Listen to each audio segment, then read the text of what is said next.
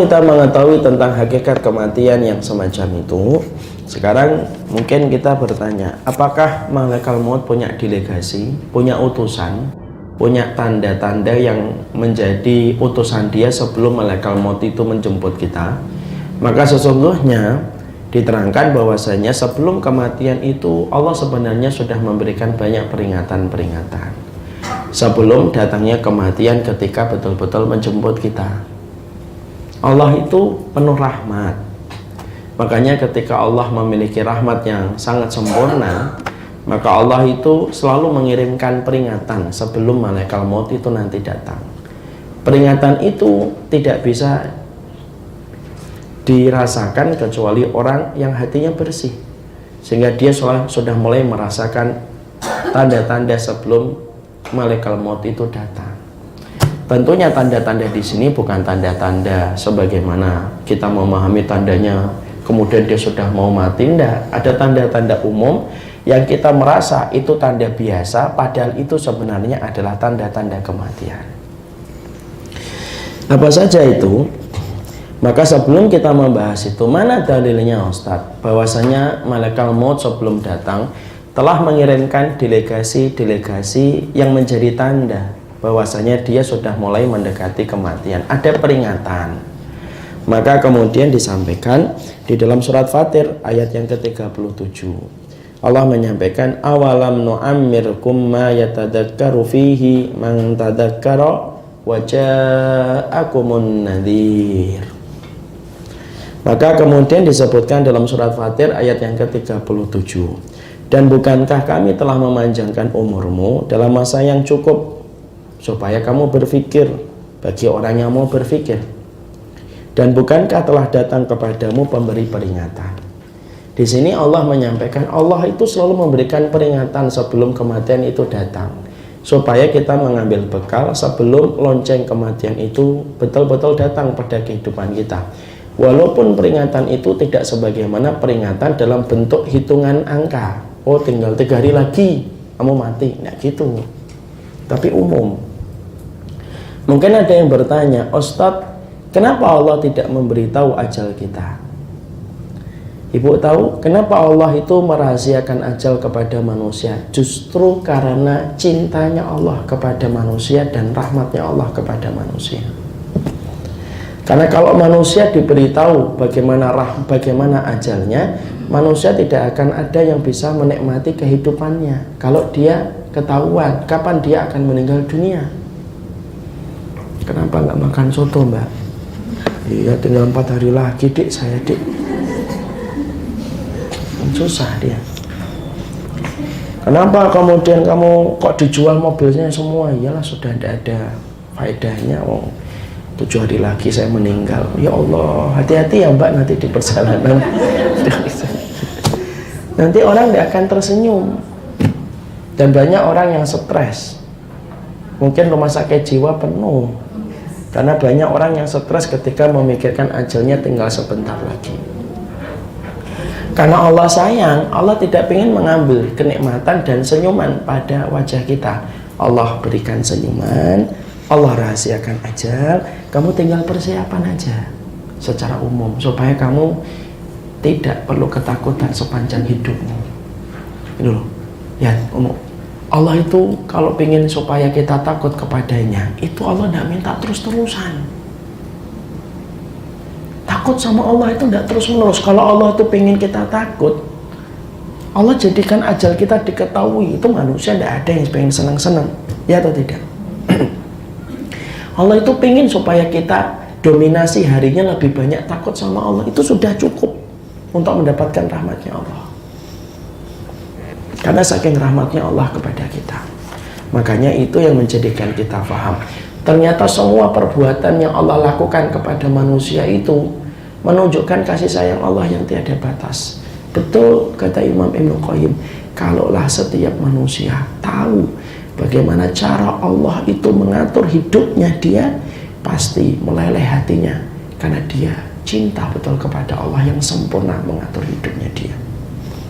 Sampai urusan ajal itu diatur sama Allah, tidak perlu tahu. Sampai segitunya, detail, rapi semua ciptanya Allah itu. Dari itu semuanya menunjukkan sayang Allah yang begitu besar kepada kita. Sekarang kita buka 94. Terus peringatan-peringatan Allah itu apa saja, Ustaz? Peringatan-peringatan Allah itu tentunya berbagai macam keterangan. Ada macam-macam. Kalau pada zaman Rasulullah itu sudah mulai merasakan ada peringatan sebelum kematian itu datang dengan turunnya surat apa? A. Al-Falaq, B. Al-Ikhlas, C. Al-Kafirun. Yang mana ibu? Surat apa? Siapa jawab A? Al-Falaq, B. An-Nas, C. Al-Kafirun. Siapa jawab A? Siapa jawab B? Siapa jawab C? Masya Allah. Kayak gini nih yang membuat saya libur 7 bulan.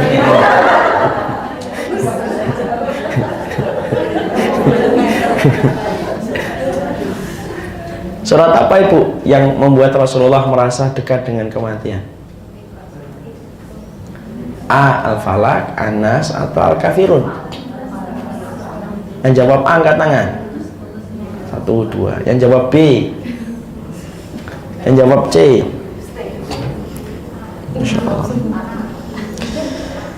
Ya Allah, berilah saya kesabaran.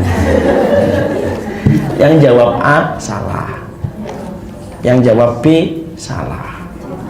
Yang jawab C salah.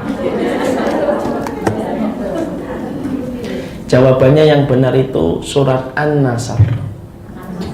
Sudah kita bahas di tafsir surat An-Nasr. Oh iya. Loh kok bisa Ustadz, surat An-Nasr itu menjadi tanda dekatnya Rasulullah dengan kematian? Ibu perhatikan ayat yang pertama. Apa ayat yang pertama surat An-Nasr? Idza jaa nasrullahi wal fath. Apa artinya? Apabila telah datang pertolongan Allah dan kemenangan. Kalau nabinya sudah dikasih kemenangan, dikasih pertolongan, setelah itu menang. Berarti tugas nabinya selesai atau belum selesai? Selesai. Kalau sudah selesai, berarti kalau nabinya sudah selesai melaksanakan tugas dari Robnya. Kalau nabinya sudah selesai melaksanakan tugas dari Robnya, maka nabinya ngapain? Balik kepada Allah atau tidak? Balik kepada Allah. Makanya ketika turun surat An-Nasr, perhatikan jawaban Nabi. Nu'iyat ilayya nafsi. Lonceng kematian telah diperdengarkan ke telingaku. Tapi Nabi tidak tahu kapan beliau akan meninggal dunia. Cuma Nabi sudah merasa. Jadi artinya bahwasanya ketika membahas tentang peringatan sebelum kematian, bukan berarti manusia itu tahu detailnya kapan meninggal. Tidak. Karena tidak ada yang tahu kapan detailnya akan meninggal dunia. Makanya saya masih ingatkan ibu, dulu saya pernah ngomong, nggak ada manusia yang tahu kapan meninggal dunia, itu nggak ada. Makanya kalau orang masyarakat kita suka ngomong, oh kemarin dia itu pengen makan bebek, itu ternyata bebek yang terakhir kali dia minta, karena hari ini meninggal dunia. Ya Allah, nyesel, minta bebek yang terakhir nggak saya berikan. Kayak gitu.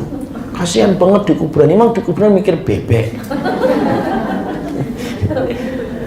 Kan kadang-kadang gitu. Kalau saya meninggal nanti malam, maka tadi sore saya misalkan ngomong, wah kalau ada gorengan enak nih hujan-hujan, misal. Batuk itu contoh, saya lagi batuk, tidak gorengan. Yang rebusan-rebusan saya. Maka kemudian saya ngomong, wah kalau ada gorengan enak nih. Ternyata malah meninggal, jangan gak usah dikaitkan. Oh Ustadz itulah gorengan terakhir kali yang dia minta. Nggak usah gitu. Malu saya nanti balik sama Allah kalau ada jemaah saya gitu. Karena kemudian tidak ada yang tahu kapan orang meninggal dunia. Lah itu Ustadz ada katanya 40 hari sebelum orang itu meninggal dunia itu tidak ada ibu. Kalau ibu kemudian ngerasa 40 hari sebelum meninggal dunia, kira-kira ibu bisa ketawa nggak sih? Nggak bisa ketawa. Kenapa orang yang mau meninggal dunia itu masih senyum, masih ketawa, ada yang joget-joget, ada nggak pernah lihat nggak? Masya Allah, yang saya ngeri lihatnya, lagi joget-joget, jatuh. Kalau memang hadis bahwasanya sebelum 40 hari dia itu merasakan kematian, mungkin nggak joget-joget. Maka itulah yang menjadikan kita memahami bahwasanya secara umum peringatan itu bukan dalam artian angka dan kalkulasi nomor. Oh tinggal 4 hari, bukan itu. Tapi peringatan itu umum. Makanya peringatan itu apa saja. Nah, kita lihat dalam keterangan.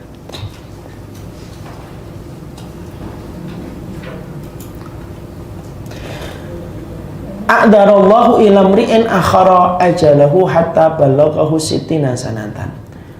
Rasulullah dalam satu riwayat yang sahih dari Bukhari, Allah itu memberikan kesempatan supaya setiap manusia itu banyak-banyak meminta maaf kepada seseorang. Kepada seseorang yang dia tangguhkan ajalnya hingga mencapai umur 60. Artinya Allah itu, kata a'darallahu fi amri. Allah itu sangat memberikan kesempatan meminta maaf. Artinya memberi kesempatan meminta maaf seluas-luasnya kepada hambanya. Makanya ketika Allah itu memanjangkan umur kita itu sebenarnya merupakan peringatan kematian.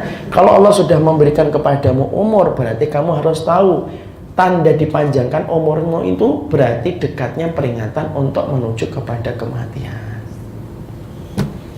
Makanya itu termasuk tanda. Jadi kalau kita hari ini antum berapa Ustaz? 39. Itu berarti sudah tanda. Kamu sudah dipanjangkan 39 loh. Berarti kalau kamu sudah dipanjangkan umurnya, berarti itu peringatan sebelum kematian. Kenapa? Karena nanti Allah akan berkata, bukankah aku sudah panjangkan umurmu ketika di dunia? Itu peringatan.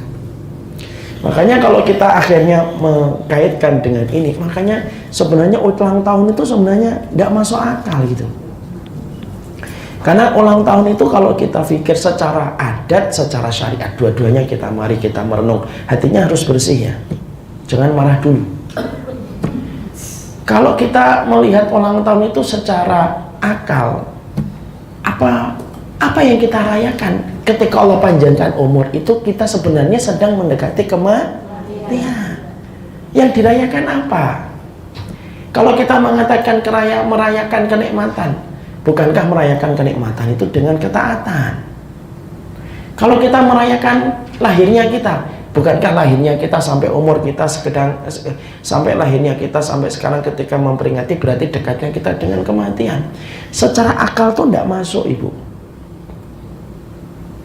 Dan itu yang akan menjadikan kita, kenapa ulang tahun itu merupakan kultur dari bangsa-bangsa kafir?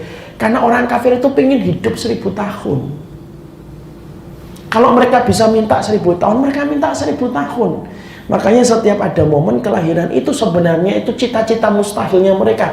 Kami itu pengen hidupnya lama, makanya umur saya baru 39. Kalau orang yang beriman memandang umur itu beda sama orang kafir. Orang beriman ketika melihat Ustaz umurnya berapa? 39. Berarti kalau umurmu 39, berarti Allah sudah ngasih kepada kamu peringatan.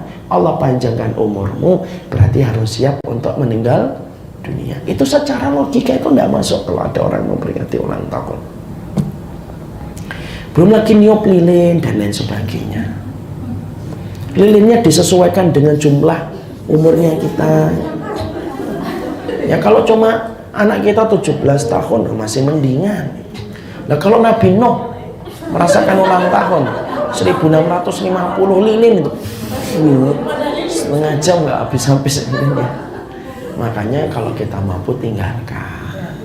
Kalau saudara saya masih menjalankan itu pelan-pelan, diingatkan dengan cara yang baik, didoakan di tengah malam. Jangan semangatnya itu nyalahin tok. Semangatnya itu mencela malam, tapi tidak pernah membawa lentera. Kita tidak butuh orang yang mencela malam, mencela gelap tapi tidak membawa lentera. Kalau kamu pengen kayak dai itu dua, dia mencela kegelapan tapi dia membawa lilin untuk menerangi. Ya kita memang katakan maaf itu tidak ada. Terus gimana? Nah, kita sampaikan kegiatan yang lebih bermanfaat. Di situ kita paham. Karena apa? Umur itu bukan kaitannya dengan kegembiraan. Kalau kita menyebut umur itu sebenarnya mengingat kematian. Makanya para ulama terdahulu itu mereka itu makruh saling menanyakan umur. Makanya mereka tidak pernah nanyakan umur di antara mereka. Nabi aja tidak pernah nanya umur. Kam umruk, berapa umurmu? Nggak ada Rasulullah nanya-nanya gitu.